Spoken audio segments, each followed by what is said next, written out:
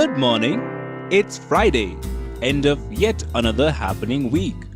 That reminds me, Shweta, I need to review your e-appraisal form. And Rajat, this is your first appraisal at Lupin. Have you updated the form? Not yet, Yogesh. I need your help. Sure. We can meet in an hour and discuss. Hey Amar, how are things at your end? Hi, I'm Varun. It has been 4 years since I joined the HR department at Lupin. It's almost the end of the year and I don't have a minute to relax. I have so many calendar activities pending. Appraisals, increment letters, compensation surveys. I need to finish them quickly. While I do that, let me tell you about our performance management system. The performance management system at Lupin aims to establish a culture of performance excellence and accountability that focuses on employee development. We believe that the overall performance of the organization can be improved by improving the performance of individuals within a team. We believe in joint goal setting, continuous progress reviews, frequent communication with the teammates, feedback and coaching for improved performance and implementation of employee development programs. While we know more about the people and processes at Lupin, I'll take you through 2 case studies on performance appraisal and the roles and responsibilities of an appraiser and the employee. Meet Rajat. It has just been a year at Lupin's production and he can already see the difference. Things weren't as great in his previous organization. Handwritten notes, tedious reviews, long appraisal forms documented and filed. The performance management system at Lupin builds accountability and joint ownership for employee development and growth. It defines the purpose of your job, performance goal, priority of each performance goal and job responsibility. Have short-term career aspirations? Well, the performance management system focuses on that too. And in case business priorities change, you can always revisit your performance goals. So, let's get started. Now that you know about objectives of the performance management system, listen to this conversation between Rajat and his manager, Yogesh Verma from production. So far, so good, Rajat. Take a look at the e-appraisal form. Fill it up and submit it. I shall then take up my part of the job. Since this is your first appraisal at Lupin, do check if the performance goals mentioned in the form are the ones we had agreed upon in our previous discussion. Let's go through the form together. Sure, Yogesh. Yogesh logs into the employee portal to take a look at the e-appraisal form. At the end of this course, you can check out the job aids on performance rating scale and competency rating scale. These are your performance goals. These look quite in sync with what we agreed upon at the beginning of the year.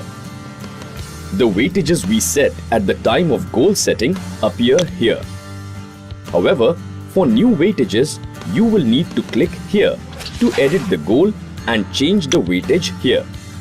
Here, you are required to write in detail about your achievements and provide facts and figures in support of the same for each performance goal.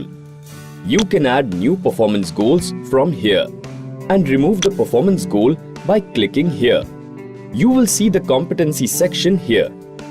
If you click here, you will be able to view the behavioral indicators of the competency.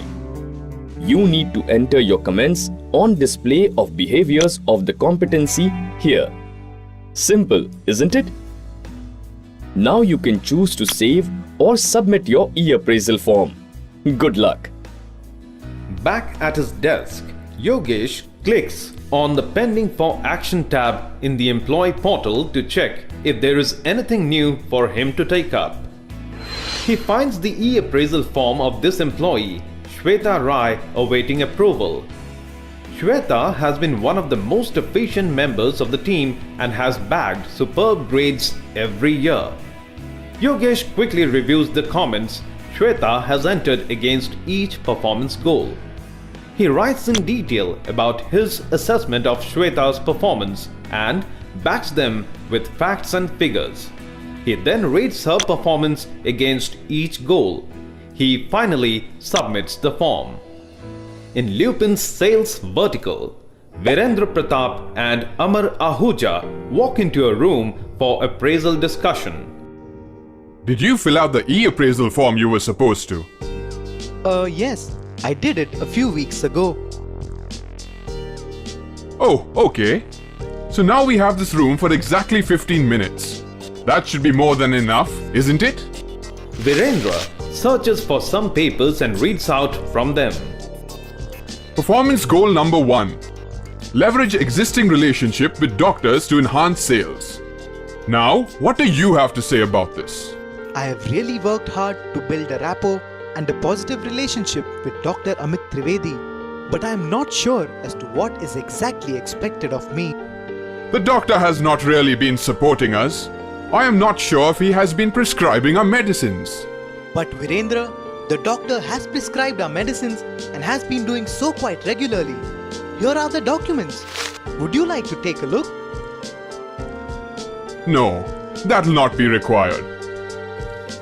How would you feel if your manager gave you feedback in a similar manner? Demotivated? Lost? This is because the right goals weren't set. They weren't discussed and documented.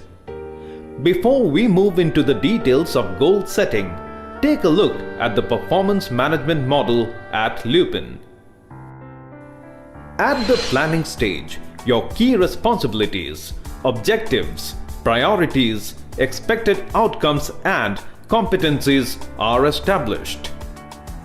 At the monitoring stage, your appraiser provides you feedback on an ongoing basis and priorities are revisited.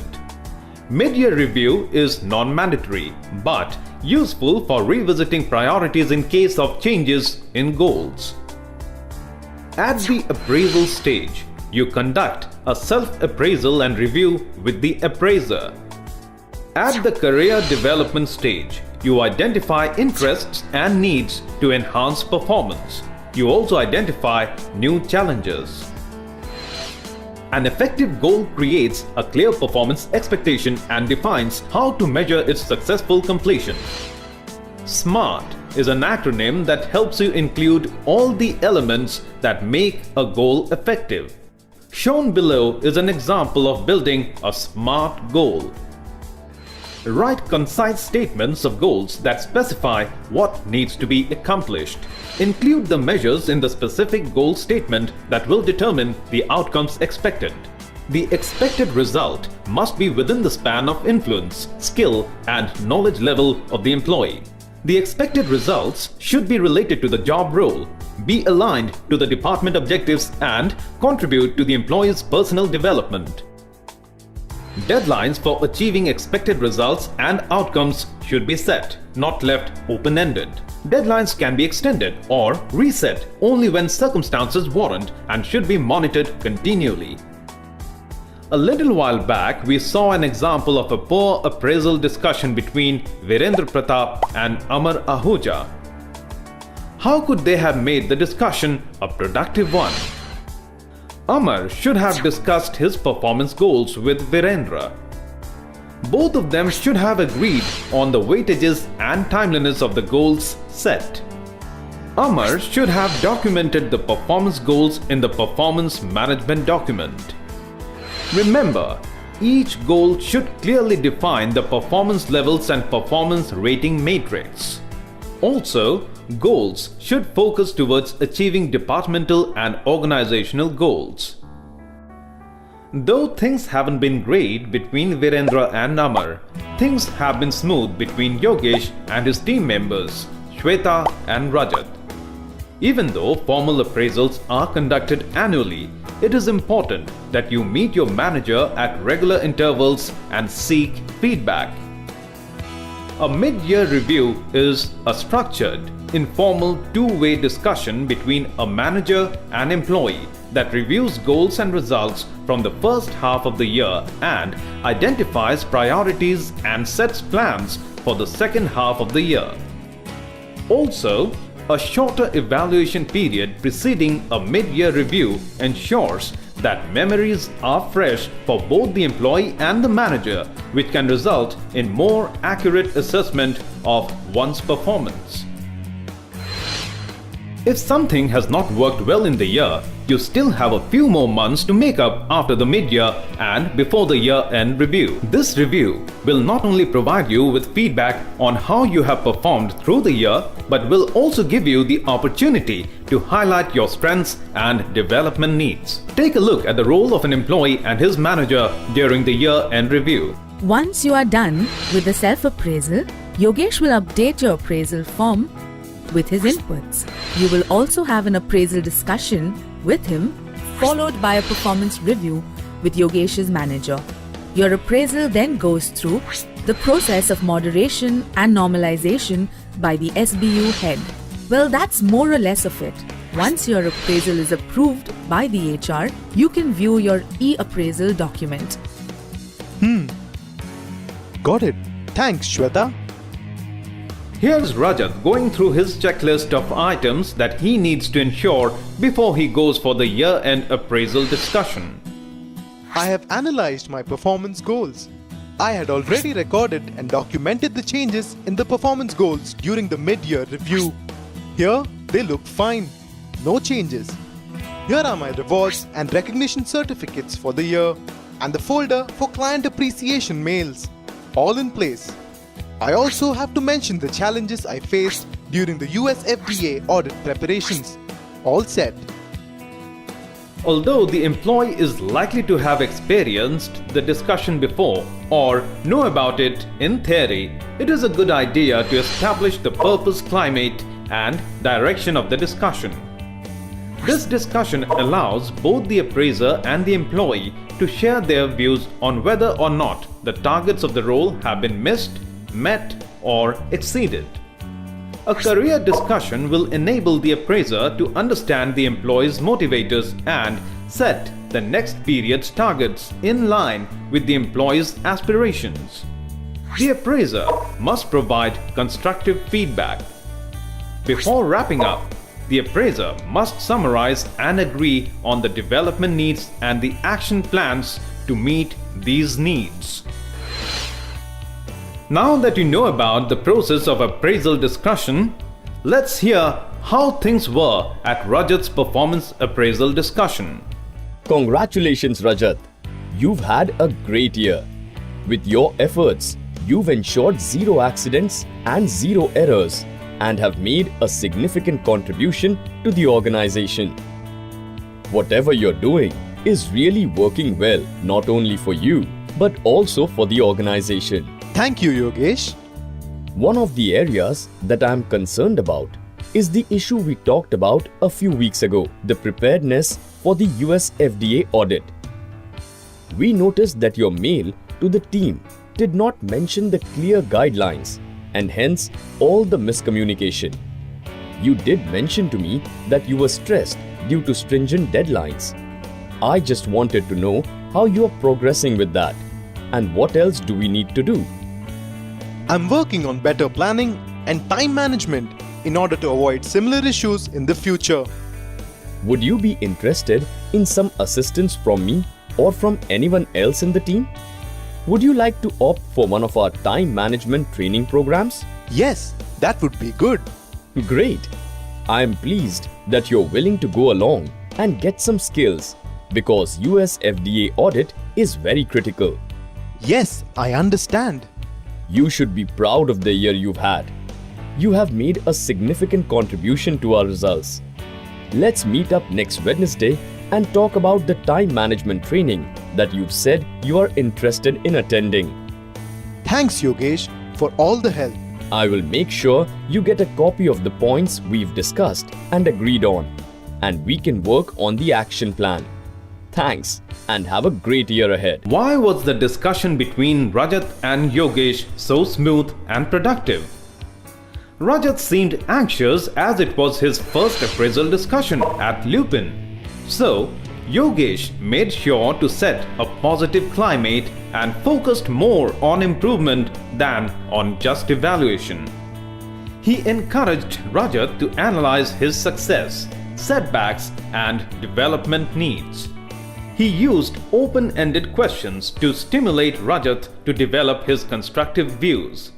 Yes, he did point out the areas of improvement, but he made sure to balance the criticism with the right amount of praise. Together, they made improvement plans too. The central idea of the performance appraisal discussion is one-to-one discussion of the appraiser and the employee. One of the most important and challenging aspects of this interaction is the ability to give and receive feedback effectively. A learned and skillful approach to give or receive feedback is important to ensure the success of a performance appraisal discussion. Describe things as objectively as possible using examples. Do not use words such as unprofessional or irresponsible. These words aren't descriptive. Avoid using words like always, never, and sometimes. The employee might end up defending the exaggeration instead of responding to the real issue. And yes, nobody would want to receive negative feedback in public. Make sure there is no one else around while you are giving the feedback. Equally important is receiving feedback.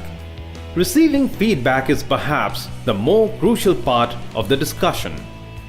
The success of the interaction between the appraiser and the employee is largely dependent on how well the constructive feedback is received by either of them.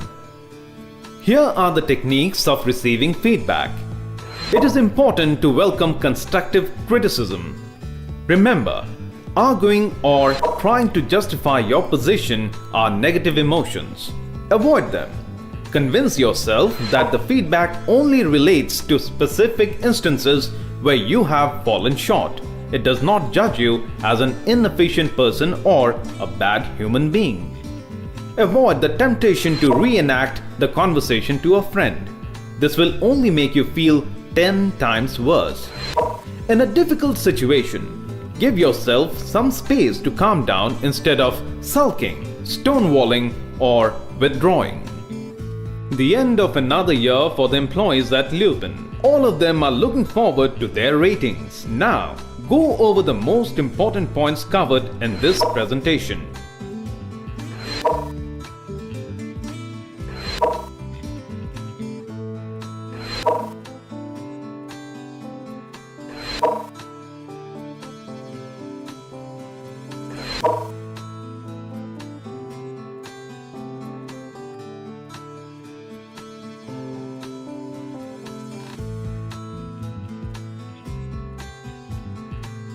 In case you want to review the presentation, click play.